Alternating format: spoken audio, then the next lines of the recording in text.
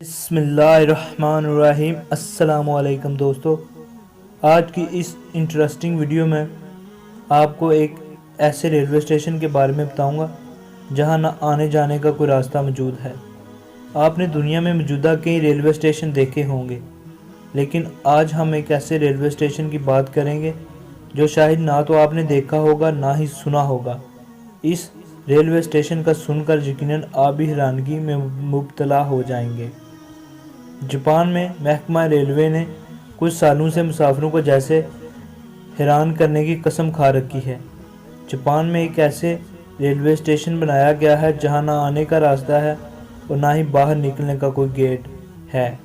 اس railway station میں نہ تو ٹکٹ گھر ہے اور نہ ہی کوئی چوکیدار موجود ہے۔ سب سے حیران کن بات تو یہ ہے کہ یہاں صرف ٹرین کے ذریعے ہی پہنچا جا سکتا ہے۔ جاپان میں واقع اسٹیشن کا نام نشی کی گوا اسٹیشن ہے، جو ایک عجیب مقام ہے۔ یہ اسٹیشن نشی کے دریا کے ساتھ بنا ہوا ہے، جو ایک بہت خوبصورت اور پر فضا مقام ہے۔ اس اسٹیشن کے اندر جانے اور باہر نکلنے کا کوئی راستہ نہیں۔